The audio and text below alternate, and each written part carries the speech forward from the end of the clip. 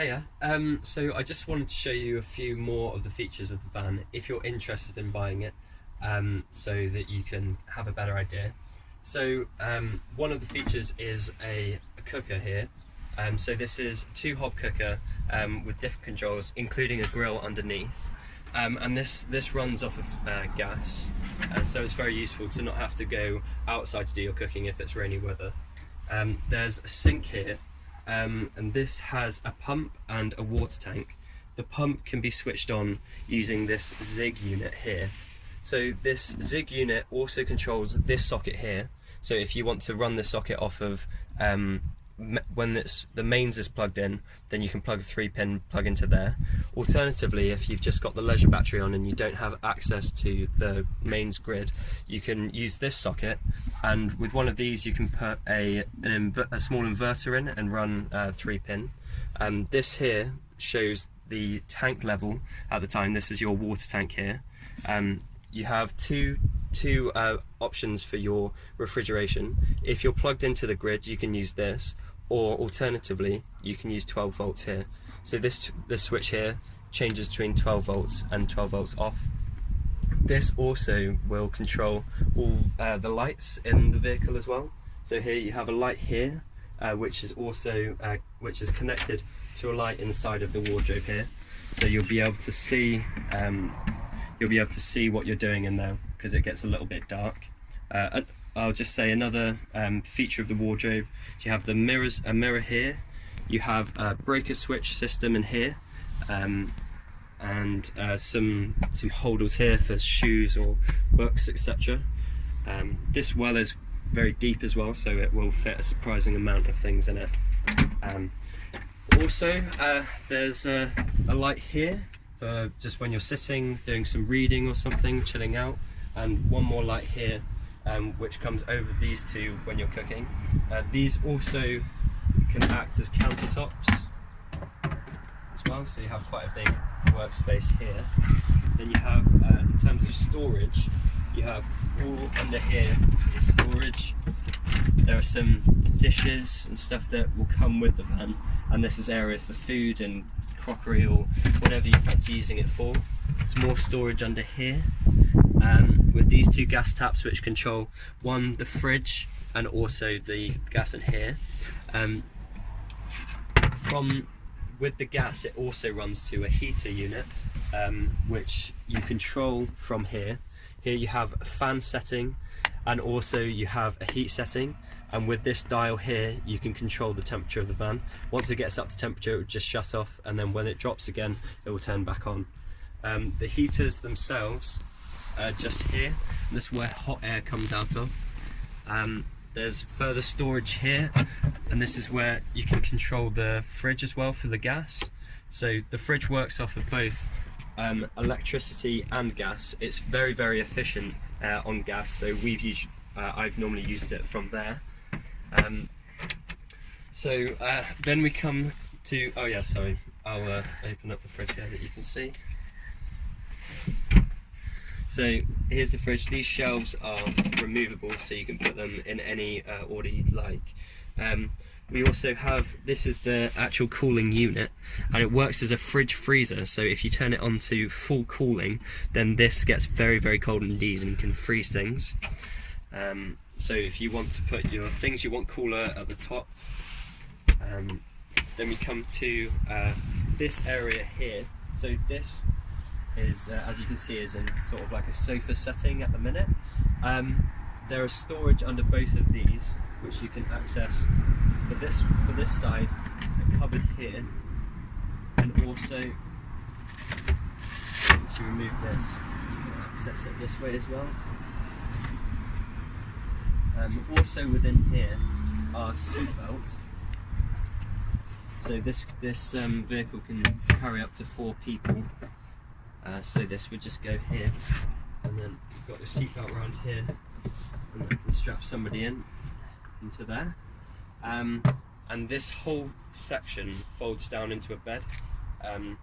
So these two will remain here.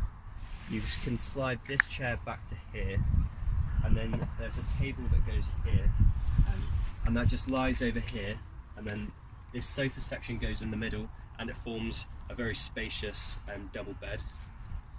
Okay, so I also wanted to show how easy it is to put the roof up and down, and this is a really great feature of this vehicle. So I've got one side down here. Just before I do the next side, these windows also are really nice because they're given light from really high place, which is really nice. So this just folds down like this, and then this roof just shifts all the way forward, comes down, and then you'll lock this in place like that. And there's also one here, clips on like that, and then this is ready to drive. And when you're driving, you want it to be like this because it's sort of more aerodynamic. Another great feature of the roof being able to pop down is it's very subtle if you want to sort of camp in a city, for example, because it looks from the outside very much like a regular van, and when you pop it up, then I'm 6 foot and there's plenty of headspace. I think I saw in the dimensions that it's actually 8 foot tall, so you can tell there's a lot of height here. I'll just pop this back up here. The roof also is lipped over, so whenever it's raining, the water will just drop straight down out of the sides and won't run down the side of the van. So now I'll show you the sort of this area setup and how it can be a few different things. So we have a pole here which slides into this hole, and behind the seat, just as I'm doing this, I'm just thinking this is also a really nice area to sort of lie down. So this sofa comes back, the table is positioned inside of here. Pull that back up. This table then secures in here, and you can have it a number of ways. You can have it like this and sit there, or like this, sit here. You can have numerous people around. And this also then can turn into the bed. So if I take this up, this is here, then this area folds out like so. This locks into here. This folds back. This reveals some more storage and also where you'd keep the gas as well. I thought I'll mention as I'm going through, there are also drainage areas in every place where gas goes through. So just in case there is a leakage, then it will drop straight through the van because the gas is heavier than the air. So this will go here like that. This cushion can come on here. This will slide forward and cover there, and that will lie back like there. Then this table will come onto here. Just fit in those little notches there. This will come in this position here, and then this can either go all the way forward, or this can rotate around and lie down here, and it essentially forms a bed. I recommend if you do go for this van, then getting some sort of memory foam or mattress topper, because this can be a little bit bumpy here. But I was sleeping in this van every day for 3 months, and with some memory foam it's completely comfortable. Where we stored the memory foam was up here in this, and this folds out to give a little bit of extra storage. So this folds down, and there's this material that will roll out and hook into there. This comes down, so I'd roll the memory foam up and put it in there, and when the roof folds down, then that just seals this off, so it's sort of very compact and very useful as well. So just keep that there for the time being. And there you go for that bit. Hey there, so now I'll show you how the sort of leisure setup can be changed back into driving. So this passenger seat here has a lever on the side that will enable it to spin right way around. Tuck in the camera here. So then you can be in a driving situation. Okay, so the features that we have up front here, we have a tape deck here, which I've put a a tape deck to auxiliary cable, so you can listen to your music through the 2 speakers on the side that work well, and then there are 2 cigarette lighter slots. So when you're driving, you can plug something in like this and charge your phones. When you're stationary with the engine off, this one doesn't work, but this one does work. So you can plug yourself in a couple of USBs into there and charge your phone at any time. Here we have heat settings, as you get in any normal car. So you have here on the face, the windscreen, feet and face and feet, different heats here and different fan settings. Have an area, a space here where you can just keep change or whatever. What I did with here is I put a sort of a spider accessory, so my phone could go on there and use it as a GPS. Then here in the drive seat we have a nice big steering wheel, 3 different settings for the windscreen wipers with windscreen fluid. There's you have your lights, fog lights, then there's a horn at the end there. Also in all of the doors there are big spaces for drinks, like maps, manuals, so there's a lot of space both on the driver's and on the passenger side. So I think at this stage as well I'll also show you how the curtains work for when you're going to sleep or if you're leaving the van. So these 2 come down and the curtains will come the full way around here, like this, and on the other side, like this, and then these clip into here, so you don't, clip into here and into here as well, and so it can be completely dark inside of the vehicle, and all the windows can be shut.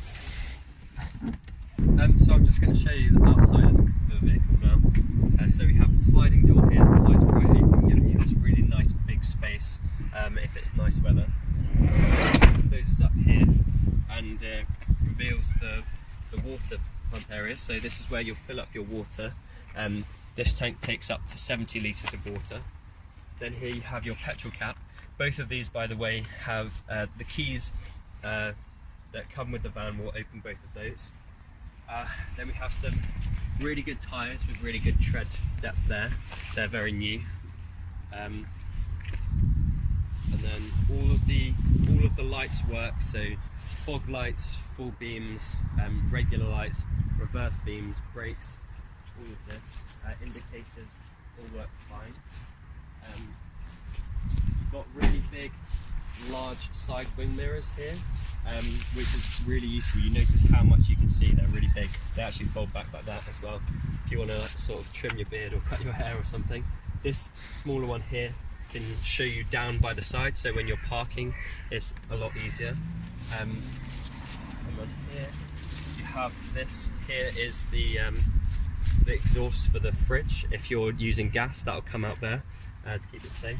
Here you have an electric charging slot, so this can be used to plug into the mains, and also so for the mains to run, for example, the fridge and the 3-pin plug, and also to charge it. If we come around the back here, these 2 doors, these open, which is really nice. I chose to put a bike rack on it, so when I was going away for 3 months, I'd use the bikes to park up outside of a city and cycle in. This bike rack is specially fitted for this, so it can take 2 bikes. We've also got this chain here to keep the bike secure. This can either come with it or take it off. We'll discuss that when it gets to it. A spare tyre on the back here, and the back to the front. And another thing that I've noticed since seeing other camper vans and being away is how great this van is for all the windows. All across here are really large windows at the front and the back, and I think it's quite rare to see that much light come into the van, which was personally one of my best features of the van. Yeah, I'll also show you from the outside here a really useful feature.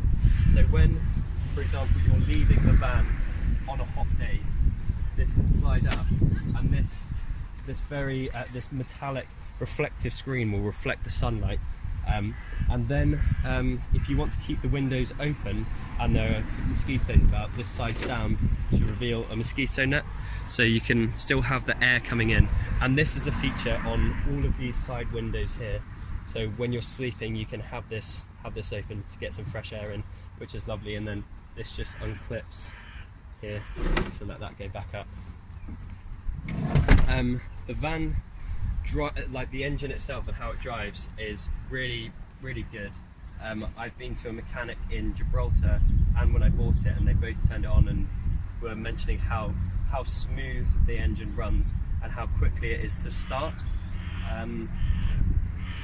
Yeah, so in terms of the terrain that you can expect to be on, I've been like up through national parks into mountains, and it can climb hills. It's really good with it, except you shouldn't be going too hard or fast up.